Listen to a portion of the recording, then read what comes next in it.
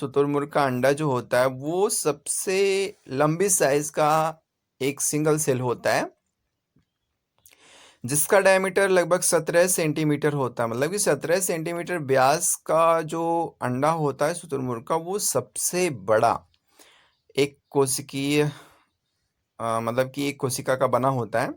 और in man अगर इंसानों में बात की जाए तो इंसानों में स्मॉलेस्ट सेल जो होता है वो आरबीसी होता है। आरबीसी मतलब कि रेड ब्लड कॉर्पसेल्स या रेड ब्लड सेल की बात कर सकते हैं हम, जिनकी साइज जो होती है 6 to 8 माइक्रोमीटर, मतलब कि 6 से 8 माइक्रोमीटर की होती है। और अगर कहने का मतलब है कि जो स्मॉलेस्ट सेल होती है मैन में, सबसे छोटी कोशिका, वो 6 से 8 माइक्रोमीटर। और लॉन्गेस्ट सेल की अगर हम बात करें तो नर्व सेल, मतलब कि नर्व सेल आप देख सकते हैं यहाँ पे, ये नर्व सेल है, तो इसका जो साइज होता है वो 100 माइक्रोन का होता है। अगर आपसे पूछा जाए मनुष्य में सबसे लंबी कोशिका कौन सी है, तो आप कह सकते हैं कि तंत्रिका कोशिका।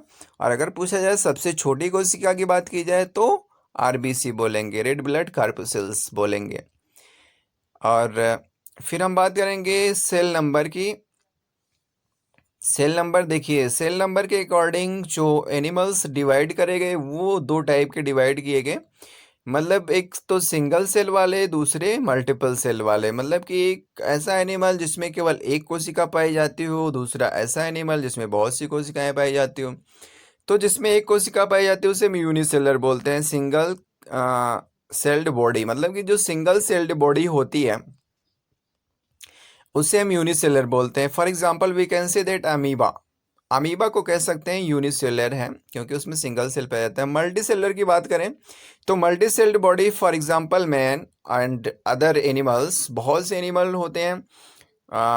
मतलब कि वो लगभग सारे के सारे जो होते हैं वो मल्टी सेलर होते हैं, मतलब बहुकोशिकीय होते हैं।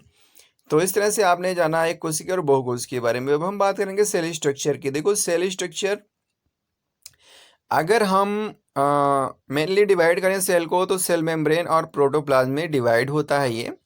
एक कहने का मतलब है कि बेसिक सेल की अगर बात की जाए तो सेल मेम्ब्रेन, मतलब कि सेल के चारों तरफ जो एक मेम्ब्रेन पाया जाता है उसे हम सेल मेम्ब्रेन बोलते हैं।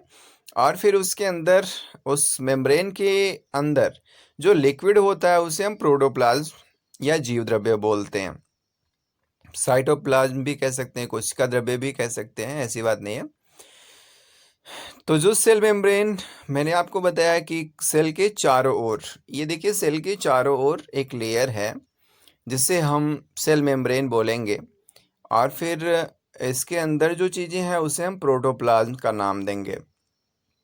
मतलब कि सेल मेम्ब्रेन के बाद जो भी चीज़ें हैं वो प्रोटोप्लाज्म कही जाएंगी। और इन्हीं दोनों चीज़ों से सेल का बेसिक स्ट्रक्चर बनता है।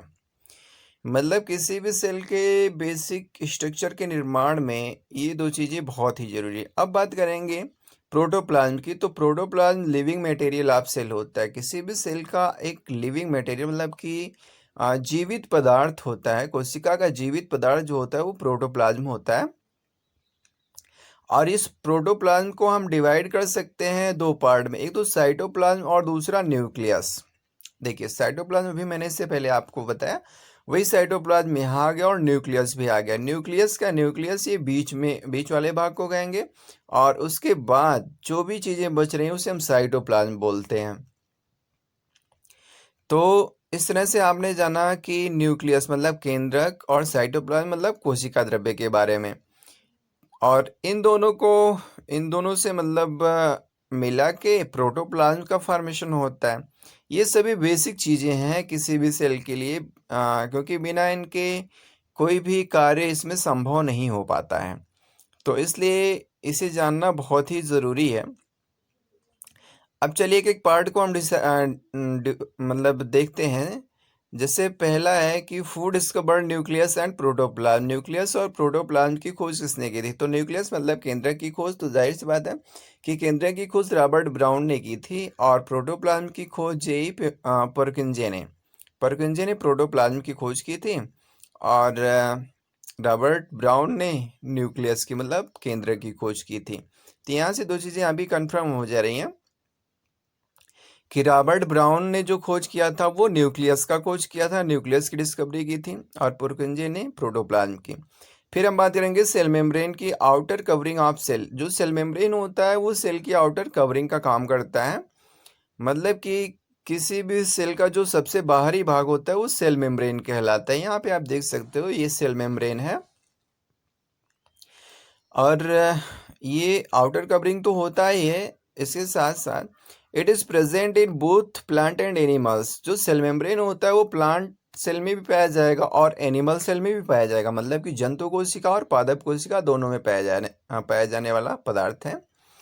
It is living thin and delicate membrane, मतलब कि ये बहुत ही ये पहली बात तो ये सजीव होता है, पतला होता है, और एक कहने का मतलब है लचीली झिल्ली के रूप में देखा जा सकता है इसको, ताकि झटका लगने पर या मतलब कोई भी ऐसी चीज़ होने पर इसके अंदर के जो पार्ट हैं वो सेफ बचे रहें।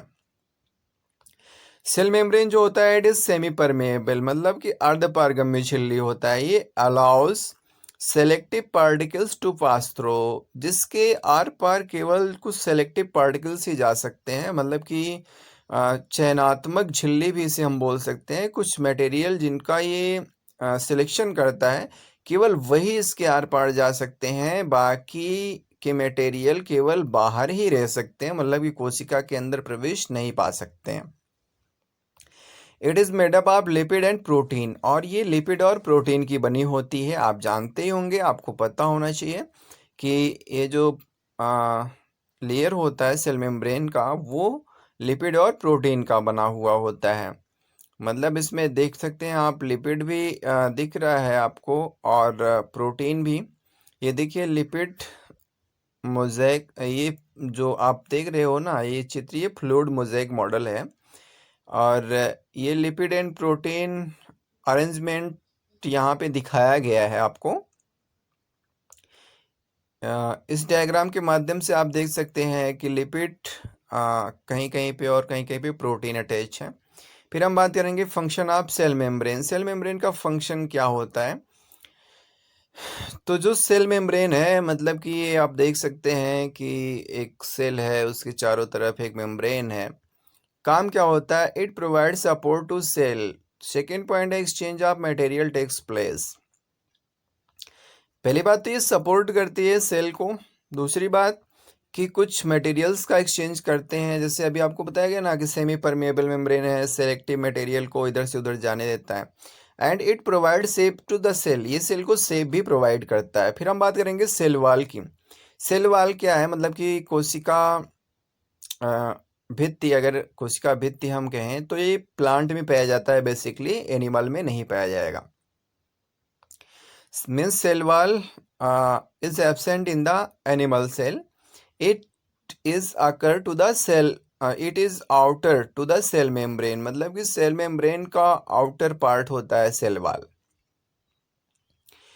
सेल वॉल प्लांट में पाया जाता है, आपको बताया गया। इट इज़ डेड, ये लिविंग नहीं होता है, मतलब कि ये निर्जीव होता है। It is present only in plant cell, ये केवल प्लांट सेल में पाया जाता है, मैंने आपको पहले ही बताया। तो तीन बातें इसके बारे में बताई गई कि आउटर वॉल होता है ये, मतलब कि और डेड होता है। It is made up of cellulose. In fungus it is made up of chitin, मतलब कि मोस्टली अगर बात की जाए तो ये सेलुलोज का बना हुआ होता है सेल वॉल, लेकिन फंगस में मीन्स फंजाई में, कवकों में ये जो कोशिका भित्ति होती है वो काइटिन की बनी होती है, काइटिन नामक पदार्थ की बनी होती है। ये बहुत ही बेसिक चीज़ें हैं, बहुत ही नॉर्मल चीज़ें हैं, बहुत ही जनरल चीज़ें हैं, ये सब आपको जानना चाहिए, याद भी रहना चाहिए हमेशा। It is freely permeable. Permeable ये भी है, जैसा आपने देखा कि सेल मेम्ब्रेन परमिएबल था, वैसे ये भी परमिएबल है, लेकिन ये